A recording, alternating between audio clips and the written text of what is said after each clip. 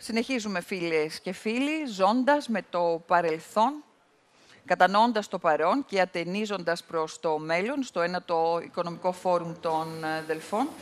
Και σε αυτή τη μεγάλη μετάβαση προς το μέλλον, στη νέα εποχή, δεν θα μπορούσε βεβαίως να λείπει μία λέξη κλειδί στη ζωή των ανθρώπων, που συνδέει το παρελθόν, το παρόν και το μέλλον. Και που είναι η αλληλεγγύη. Και πώς η αλληλεγγύη μπορεί ή πρέπει να είναι ο ακρογωνιαίος λίθος της πνευματικότητας. Έχουμε κοντά μας εκλεκτούς προσκεκλημένους, όχι μόνο με την θεολογική, αλλά και με την πνευματική τους ιδιότητα. Να πω ότι είναι κοντά μας ο Μητροπολίτης Φθιώτιδος, ο κύριος Σιμεών. Σεβασμιότατε, καλώς ήλθατε. Χαίρομαι πολύ που είστε μαζί μας. Ο Επίσκοπος Τανάγρας, ο κύριος Απόστολος, καλώς ήλθατε, Θεοφιλέστατε, ο οποίος την χάνει να είναι μάλιστα και ο διευθυντής του Γραφείου της Αντιπροσωπείας της Εκκλησίας της Ελλάδος στην Ευρωπαϊκή Ένωση, και ο πατήρ Σπυρίδων Βασιλάκος. Καλώς ήλθατε κι εσείς, πάτερ Σπυρίδων. Και νομίζω ότι σε μια συζήτηση για την αλληλεγγύη θα ήταν ενδεχομένως χρήσιμο να ξεκινήσουμε, σεβασμιότατε, με την παραβολή του καλού Σαμαρίτη. Να μας τη θυμίσετε και να προσπαθήσετε να την ερμηνεύσετε. Και οι τρεις θα ήθελα, παρακαλώ. Καταρχάς, ευχαριστούμε για την πρόσκληση. Εγώ αισθάνομαι λίγο συγκινημένος σήμερα, γιατί στο περσινό φόρουμ, τη μέρα που ήταν να ομιλήσω, εκοιμήθη ο πατέρας μου. Και λόγω του θανάτου του δεν έγινε η ομιλία μου. Και έτσι αισθάνομαι ότι έχει και έναν επαιτειακό προσωπικό χαρακτήρα η σημερινή μου παρουσία εδώ στην καρδιά της στερεάς Ελλάδας. Δεύτερον, κάνατε μια αναφορά στο παρελθόν, στο παρόν και στο μέλλον. Η Εκκλησία έρχεται από το μέλλον και αυτή είναι η δύναμή της. Γιατί ο πλησίον είναι το μέλλον μας. Και η παραβολή του καλού Σαμαρίτη είναι η φανέρωση της προοπτικής του μέλλοντος. Ο Σαμαρίτης και ο πλησίον είναι το μέλλον μας. Το μέλλον της ανθρωπότητας, το μέλλον της Ευρώπης. Πιο δυνατά, αν έχετε την καλοσύνη. Δεν θέλω να μιλάμε. Όποιος θέλει να μιλήσει μπορεί να βγει έξω. Το λέω και πάλι. Την κονσόλα νούμερο 3. Θέλω να ανεβάσουμε λίγο τον ήχο. Ήρθαμε εδώ να ακούσουμε. Οπότε, αν έχουμε θέματα να συζητήσουμε, θα παρακαλούσα να βγείτε έξω. Η πιο δυνατή φωνή είναι η σιωπή. Έχετε δίκιο. Ο Σαμαρίτης, λοιπόν, είναι το μέλλον της ανθρωπότητας. Ποιος είναι ο Σαμαρίτης? Είναι ο ίδιος ο Χριστός. Είναι ο κάθε άνθρωπος που θέλει να δει στο πρόσωπο του άλλου ανθρώπου, χωρίς προϋποθέσεις, χωρίς διακρίσεις, χωρίς προαπαιτούμενα, χωρίς επιφυλάξεις, χωρίς καχυποψίες, χωρίς συνωμοσίες, χωρίς φοβίες, να δει τον εαυτό τον ίδιο. Βλέπουμε έναν άνθρωπο ημιθανή, έναν άνθρωπο ταλαιπωρημένο, όπως είναι ο σημερινός άνθρωπος, έναν άνθρωπο τραυματισμένο, όπως είναι η σημερινή κοινωνία και η δυτική κοινωνία. Άκουσα πριν τη συζήτηση. Αν ανήκουμε στην Ανατολή και στη Δύση, ανήκουμε στην ανθρωπότητα. Και καλό είναι να αφήσουμε αυτούς τους διαχωρισμούς, γιατί έχουν αντιπαρέλθει. Ζούμε σε μια οικουμενική οικογένεια. Ο διαχωρισμός Ανατολής και Δύσης είναι πολύ σχετικός, πολλό δε μάλλον όταν η Δύση κινδυνεύει να επικιστεί και να κυριαρχηθεί από την Ανατολή, και μάλιστα από την άγρια Ανατολή, όσο και αν η Δύση ακόμα δεν έχει ξυπνήσει για το τι της γίνεται. Ας αφήσουμε λοιπόν αυτούς τους διαχωρισμούς. Ζούμε στη μεγάλη οικουμενική οικογένεια, στην οποία η οικογένεια υπάρχει μία λέξη, τραύμα. Τη Μεγάλη Εβδομάδα, Μεγάλη Πέμπτη, θα ακούσουμε μέγα τραύμα ο άνθρωπος. Είναι τραυματισμένος ο άνθρωπος. Οι πόλεμοι που συνεχίζονται, η ρωσική εισβολή στην Ουκρανία, οι φονταμενταλισμοί, οι εθνοφιλετισμοί, η τρομοκρατία, η ανισότητα, η βία στην οικογένεια. Τι είναι όλα αυτά? Είναι εικόνες ενός καθολικού τραύματος. Είναι τραυματισμένος ο άνθρωπος και έρχεται ο Λεβίτης, τον περιφρονεί. Γιατί είναι εγκλωβισμένος πού? Στη δίθεν θρησκευτικότητά του. Που είναι εγκλωβισμένος στην τυπικότητά του. Που είναι εγκλωβισμένος στην εθνικότητά του, στον πολιτισμό του, στην υποτιθέμενη ταυτότητά του. Στα συμφέροντά του δηλαδή, στην ιδιοτέλειά του, σε αυτό που είπατε προηγουμένως, στη φιλαυτία του, σε προηγούμενο πάνελ. Και έρχεται ο καλός Σαμαρίτης, ο ξένος δηλαδή, ο διαφορετικός, ο αλλοεθνής, αυτός που έχει άλλη παράδοση, άλλη προέλευση και άλλη αφετηρία, αλλά είναι αυτός που έχει τη δύναμη να τον επιβιβάσει στο ίδιο κτήνος και να τον οδηγήσει πού? Στο πανδοχείο. Αυτό είναι η Εκκλησία και αυτό οφείλει να γίνει η οικουμένη. Η οικουμένη οφείλει να γίνει πανδοχείο. Να δέχεται τους πάντες, χωρίς αποκλεισμούς, χωρίς εξαιρέσεις. Αυτή είναι η συμπεριληπτική κοινωνία. Όχι ατζέντες για lifestyle, για να κάνουμε καριέρες, για να αναρριχηθούμε από το πουθενά ως αλεξιπτωτιστές στη σύγχρονη πραγματικότητα. Η πραγματική συμπεριληπτική κοινωνία βρίσκεται στην Αγία Τράπεζα των χωριού εδώ, των Δελφών, της Αράχοβας παραδίπλα, του Επταλόφου, της Σουβάλας, των χωριών εδώ της στερεάς Ελλάδος, πάνω στην Αγία Τράπεζα, ζωντανή και κοιμημένη, Άγιοι, αμαρτωλοί, ρεμάλια, καθήκια, όλοι οι πάντες είναι πάνω στην Αγία Τράπεζα. Αυτή είναι η συμπερίληψη. Αυτή είναι η πραγματική συμπερίληψη και το πραγματικό πανδοχείο. Και αυτό κάνει η Εκκλησία. Και το κάνει έμπρακτα, όχι θεωρητικά, όχι θεωρίες για να πουλάμε πρόσωπο, αλλά πραγματικά, στην πραγματική ζωή, στα κέντρα ενεργειακής αγάπης, στα συσίτια, στις δομές, στις μονάδες φροντίδας ηλικιωμένων, στα οικοτροφεία, στα ψυχιατρία, στις μονάδες ψυχικής υγείας, στο πεζοδρόμιο, στη πιάτσα, παντού. Αυτό κάνει η Εκκλησία, όχι σήμερα μόνο που είναι της μόδας, πάντοτε. Και χθες και σήμερον και αύριο, αυτός είναι ο Χριστός εις τους αιώνας. Ναι. Θεοφιλέστατε, για την παραβολή, το σημαντικό το είπε ο Σεβασμιότατος, ότι είναι ο αλλοεθνής, και αυτό το οποίο είναι εντυπωσιακό είναι ότι θυσιάζει τα αγαθά που είναι το κρασί και το λάδι, για έναν οδηπόρο είναι σημαντικά, και όταν το πηγαίνει στην εκκλησία στο Πανδοχείο... Αυτά είναι τα θεραπευτικά. Ναι, τα θεραπευτικά. Έλαιο, λάδι και ίνους. Και αυτά που είναι απαραίτητα όμως και για αυτόν ως οδηπόρου στην πορεία του. Και δεν ζητάει ευχαριστώ. Δεν ζητάει να του πει ευχαριστώ. Φεύγει.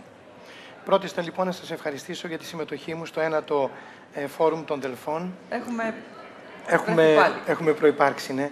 Δεύτερον, να ευχαριστήσω τον Σεβασμιότατο Μητροπολίτη Ευθυότιδος, ο οποίος έκανε μια εξαιρετική μετάβαση, διότι ξέρετε ο τίτλος του 9ου Φόρουμ των Δελφών, το γνωρίζουμε όλοι μας, είναι η μετάβαση.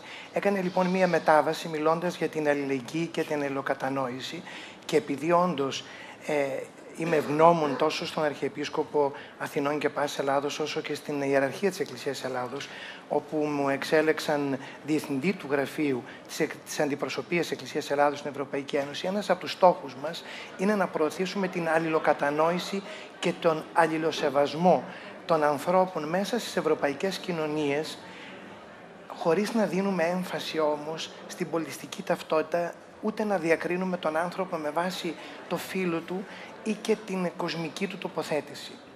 Ίσως στο εξωτερικό η έννοια αυτή της ισονομίας και της ισότητας προάγεται με έναν εντελώς διαφορετικό τρόπο. Προάγεται μέσω των εκκλησιών, μέσω του Γραφείου της Αντιπροσωπείας, μέσω του Οικουμενικού Πατριαρχείου που βρίσκεται εκεί ο Μητροπολίτης Βελγίου, αλλά και μέσω πολλών ταυτοτήτων. Και πρέπει οπωσδήποτε να το διακρίνουμε αυτό. Εξάλλου θα μου επιτρέψετε, επειδή μιλάμε για αλληλεγγύη και για αλληλοσεβασμό και για την παραβολή του καλού Σαμαρίτη, όπου θα την βιώνει ή την βιώσαμε ο καθένας ή θα την βιώσουμε και θα εξακολουθούμε να την βιώνουμε στη διάρκεια της ζωής μας. Ξέρετε, η χωροταξική τοποθέτηση ενός γυροκομείου δημιουργεί πολλές φορές ενοχές και ερωτηματικά τόσο στους συγγενείς των ανθρώπων, όσο και στους γενικότερα φροντιστές. Και το λέμε αυτό γιατί κάποια στιγμή, πριν από 3-4 χρόνια, που επισκέφτηκα με τον Μακαριότατο το κέντρο γεροντολογίας, εδώ, τον Άγιο Πορφύριο, αντιμετωπίσαμε κάτι το οποίο πιθανότατα εν εξελίξει φάνηκε το τελευταίο χρονικό διάστημα. Την αυτοεκτίμηση και την ενσυναίσθηση του Αρχιεπισκόπου πάνω στο κομμάτι όχι των γερόντων, αλλά των ανθρώπων που έχουν άνοια ή Αλτσχάιμερ. Και το λέμε αυτό σήμερα, γιατί μιλάμε για αλληλοκατανόηση. Άρα λοιπόν, από τη στιγμή που μιλάμε για αλληλοκατανόηση, πρέπει να πούμε ότι ένα πολύ σημαντικό κομμάτι για να κατανοήσουμε τον άλλον είναι να προωθήσουμε την ψυχική υγεία των πολιτών. Εάν λοιπόν προωθήσουμε την ψυχική υγεία, τότε τα πράγματα θα είναι εντελώς διαφορετικά. Τι σημαίνει ψυχική υγεία? Να εκτιμούμε την κίνηση ή την προσωπικότητα του κάθε ανθρώπου στο δικό του επαγγελματικό γίγνεσθε, είτε στην οικογένειά του, είτε στην κοινωνική του τοποθέτηση. Εάν λοιπόν τον εκτιμήσουμε, τότε θα μπορέσουμε να εξάγουμε συμπεράσματα και ίσως, κυρία Φλέσσα, να ζήσει ο καθένας την παραβολή του καλού Σαμαρίτη ως ξένος, ως φίλος και ως άγνωστος. Έχει πολύ μεγάλη σημασία. Ειδικά το άγνωστος. Πάτερ Σπυρίδων, μου έκανε πολύ μεγάλη εντύπωση στο τηλεφώνημα που είχαμε η διάκριση. Μου είπατε και το χρησιμοποίησα. Σημασία δεν έχει να δίνεις αγάπη, αλλά να είσαι αγάπη. Και θα ήθελα, αν έχετε την καλοσύνη, να μας μιλήσετε γι' αυτό. Ζητώντας την ευχή του Σεβασμιωτάτου, του Θεοφιλεστάτου και ευχαριστώντας πολύ εσάς για αυτή την τόσο δυνατή συνάντηση σε έναν ιδιαίτερο και δυνατό χώρο και τόπο, θα σταθώ σε αυτό που είπαμε στην επικοινωνία μας. Κοιτάξτε, όλα αυτά τα οποία είπε ο Σεβασμιότατος, τα σημαντικά και ο Θεοφιλέστατος, έχουν ένα υπόβαθρο πνευματικό. Και πραγματικά, ακούγοντάς τα, έρχεται στο λογισμό, επισκέπτεται το λογισμό ένας νέος της αρχαιότητας, ο οποίος όμως ξεπερνά το φράγμα, σπάει το φράγμα του χρόνου και έρχεται και στις μέρες μας. Είναι ο νέος εκείνος ο οποίος αναζητά. Και αυτός είναι ο Παρμενίσκος, ίσως να βρίσκεται στην διασταύρωση μεταξύ μύθου και ιστορίας αυτό το πρόσωπο, ο οποίος έρχεται στο μαντίο του Τροφονίου, αναζητώντας την πεμπτουσία της ζωής του. Ο Μάντης τον βάζει να κοιτάξει μέσα από μία οπή και εκεί βλέπει ένα χάος. Και αυτομάτως αυτό το παιδί άδειασε.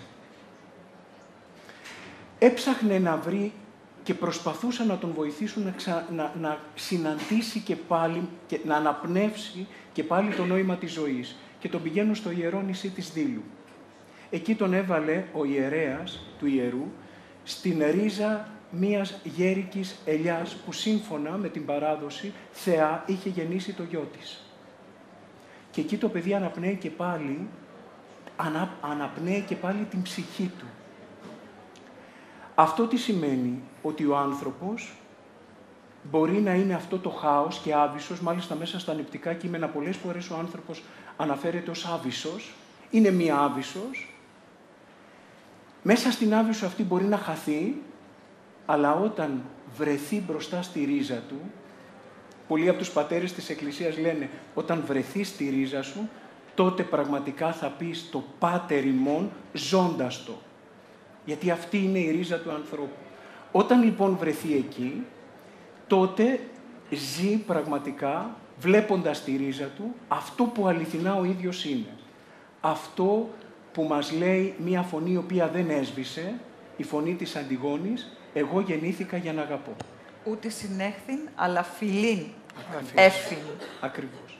Οπότε ο άνθρωπος εκεί, βλέποντας και ζώντας, συνειδητοποιώντας ποια είναι η ρίζα του, πλέον βλέπει μέσα από τον Θεό και δεν δίνει αγάπη, και αυτό είναι το σημαντικό μέσα στην Εκκλησία, δεν δίνει αγάπη, αλλά γίνεται ο ίδιος αγάπη και δίνεται. Ένας μεγάλος πατέρας της Εκκλησίας έρχεται να μας πει κάτι πολύ σημαντικό. Ο άνθρωπος μέσα του μπορεί να βιώσει δύο καταστάσεις. Ή ησυχία, μια πνευματική ησυχία, οπότε αυτή τον κάνει να μαζευτεί στον εαυτό του, ή φασαρία, η οποία τον κάνει να βγει από τον εαυτό του και να σκορπιστεί. Ησυχία, τι μπορούμε να πούμε? Ησυχία μπορούμε να πούμε την αυτογνωσία, μπορούμε να πούμε την ταπείνωση, μπορούμε να πούμε τη συναίσθηση, μπορούμε να πούμε την αρετή. Δημιουργείται ένα κλίμα μέσα στον άνθρωπο, που πλέον ο άνθρωπος μπορεί να ζήσει μέσα στον εαυτό του. Η φασαρία είναι εκείνη που τον βγάζει από τον εαυτό του και είναι αυτό το οποίο βιώνουμε πολλές φορές σήμερα. Όταν ο άνθρωπος όμως επιστρέψει στον εαυτό του, τότε τι συμβαίνει? Μπορεί πλέον και τον Θεό, αλλά και τον πλησίον, δηλαδή κάθε άνθρωπο, να τον αγαπήσει πώς? Με όλη του την καρδιά, με όλη του τη διάνοια, με όλο του το είναι. Εδώ βρίσκεται το υπόβαθρο της αγάπης. Έτσι ο άνθρωπος δεν δίνει, αλλά γίνεται αγάπη. Είναι αγάπη και φτάνουμε σε αυτό που λέει ο Όσιος Παΐσιος ο Αγιορείτης, όταν του λένε «Τι θέλεις να κάνεις για τους ανθρώπους?» Δεν λέει «Θέλω να τους δώσω κάτι», αλλά τι? Να βγάλω την καρδιά μου, να την τεμαχίσω και να τη μοιράσω. Γιατί ήδη εκείνος έχει γίνει αγάπη. Αγάπη είναι αυτό που εκπορεύεται όταν ο άνθρωπος από το βάθος του, συνολικά με όλο του το είναι δοθεί. Μάλιστα. Αυτό βιώνουμε, ζούμε και γι' αυτό αγωνιζόμαστε μέσα στην Εκκλησία. Να προσπαθήσουμε, αυτό έχει σημασία. Σεβασμιότατε, γνωρίζουμε όλες και όλοι, εδώ ιδιαίτερα στην περιοχή, ότι διακονείτε όλες τις ηλικίες. Έχετε δώσει έμφαση στο γύρα, στις ευάλωτες ηλικίες, στα μικρά παιδιά, με σχολές μουσικής, διακονήματα στην ευαλωτότητα του ανθρώπου. Και θα ήθελα να μας μιλήσετε για αυτά και ταυτόχρονα κρίνω σκόπιμο να συζητήσουμε εδώ και να φύγει αυτό το κακό κλίμα, το δυσάρεστο κλίμα, το οποίο τουλάχιστον εγώ το έχω αντιμετωπίσει, γιατί είδαμε περιστατικά, μιλώντας σήμερα για την αλληλεγγύη, προσφοράς προς τον συνάνθρωπο, τα οποία εκμεταλλεύτηκαν κάποιοι οι οποίοι φαίνονται ως οι προτεργάτες αυτής της προσπάθειας. Και αυτή τη στιγμή υπάρχει μία διερώτηση και θα έλεγα και ένα αίσθημα μουδιάσματος, να δώσω, να βοηθήσω και πού θα πάει αυτό. Και θέλω να το συζητήσουμε, γιατί πρέπει να τα συζητάμε όλα. Ευχαριστώ για την ερώτηση. Το πρώτο που πρέπει να πω, να ξεκαθαρίσω, είναι ότι ο Μητροπολίτης Σιμεών, και κατά τη γνώμη μου όπως κάθε Μητροπολίτης, δεν επιτελεί κανένα δικό του έργο. Ό,τι γίνεται στη Φθιώτιδα, για παράδειγμα, είναι έργο του λαού της Φθιώτιδας.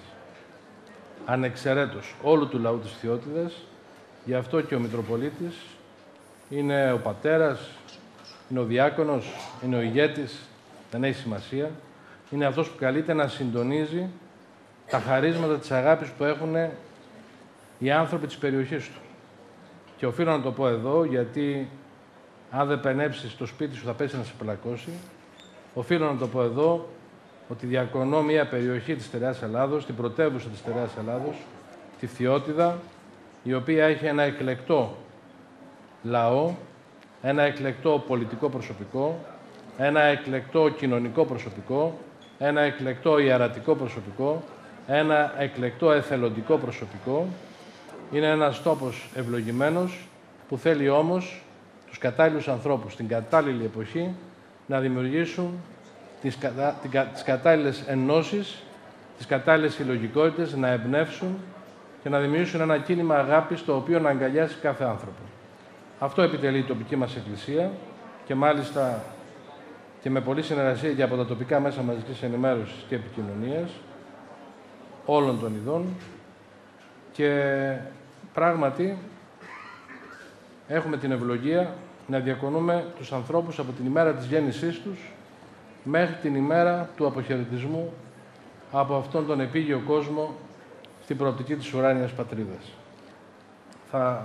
Από τα πολλά θα μπορούσα να αναφέρω, για να πιάσω το νήμα από το λόγο του Θεοφιλεστάτου και Ηλίαν αγαπητού αδελφού, κ. Αποστόλου, ότι ήδη η Μητρόπολη μας λειτουργεί μια μονάδα ψυχικής υγείας, ένα οικοτροφείο άνοιας, Αλτσχάιμερ και συναφών παθήσεων, με πολύ μεγάλη επιτυχία υποδειγματικά, 3 μονάδες φροντίδας ηλικιωμένων, οι οποίες λειτουργούν υποδειγματικά, και γι' αυτό και μας κολακεύει αλλά και μας φοβίζει και μας στεναχωρεί το γεγονός ότι υπάρχουν εκατοντάδες αιτήσεις συμπολιτών μας που δεν μπορούμε να τις καλύψουμε και να τις ικανοποιήσουμε.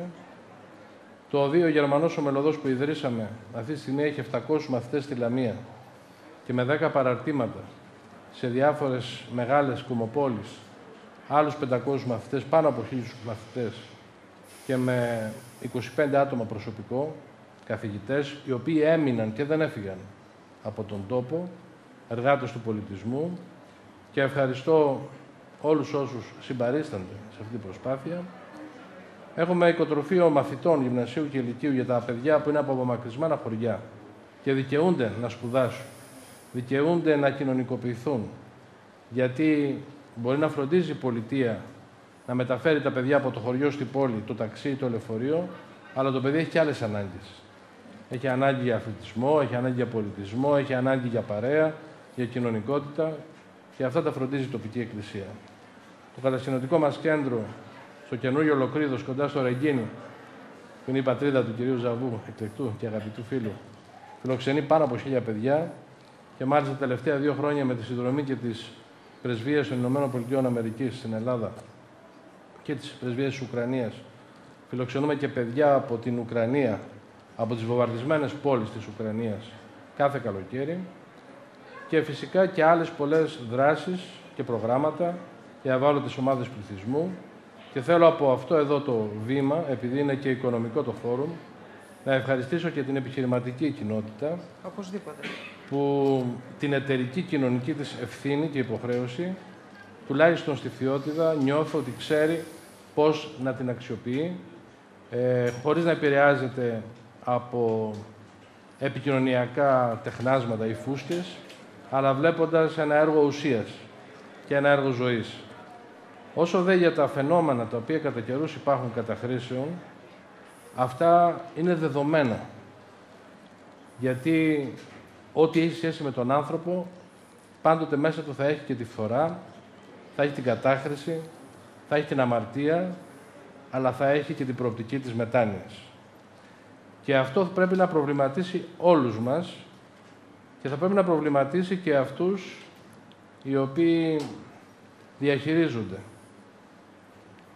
το επικοινωνιακό άμβονα της χώρας, είτε ανήκουν στο λεγόμενο επιτελικό κράτος ή στα κέντρα εξουσίας ή στα διάφορα λόμπις στο πληθυντικό. Να σκέφτονται πριν ενεργούν, ποιους τιμούν ως καλύτερους πολίτες της Ευρώπης, καλύτερους πολίτες της Ελλάδας και να προβληματίζονται όταν το κάνουν. Να είναι πιο επιφυλακτικοί, πιο προσεκτικοί και πιο σκεπτικοί και να έχουν περισσότερη εμπιστοσύνη στην Εκκλησία. Να έχουν εμπιστοσύνη στον παπά, τον απλό τον παπά του χωριού, τον παπά που κρατάει το χωριό όρθιο, τον παπά τον ολιγογράμματο, να μην τον υποτιμούν και μην τον θεωρούν μεσαίωνα. Να έχουν εμπιστοσύνη στην ιεραρχία, στον Πατριάρχη, στον Αρχιεπίσκοπο, στην Ιερά Σύνοδο. Αυτές είναι οι δικλείδες ασφαλείας. Γι' αυτό και όσοι απαξιώνουν τους θεσμούς και το κάνουν κατά καιρούς πολύ άκρητα, να το προσέξουν. Γιατί τα άκρα έρχονται. Τα άκρα έρχονται απειλητικά. Έρχονται και καλπάζουν. Και είναι καιρός να συνέλθουμε. Και όχι να κλαίμε, σαν τις χαροκαμένες χήρες για το κακό που μας βρήκε μετά τις 9 Ιουνίου και όχι μόνο. Τώρα, στηρίξτε τους θεσμούς. Στηρίξτε τους θεσμούς γιατί θα σας καταπλακώσουν τα άκρα. Αυτή είναι η έκκλησή μου, από εδώ, από τους Δελφούς. Δεν είμαι μάντης, παρά ότι υπήρχε μαντίο εδώ, αλλά απευθύνω έκκληση. Τα βλέπω τα δευτερόλεπτα, μην στεναχωρείτε. Να ευχαριστήσω θερμά για αυτήν την προτροπή, όχι, για αυτή την ανάσα πνευματικότητας. Ο πλησίον, είπατε ότι ο πλησίον, η Εκκλησία, ο πλησίον, ο άγνωστος είναι το μέλλον. Και τι ξέρουμε, για 2 είμαστε σίγουροι ότι είναι στον Παράδεισο. Μία πόρνη και ένας ληστής. Δεν το ξεχνάμε αυτό. Και για έναν λόγο υπάρχουμε, για να αγαπάμε. Για να αγαπάμε. Ευχαριστούμε θερμά, σεβασμιότατε, θεοφιλέστατε, Πάτερ Κυρίως.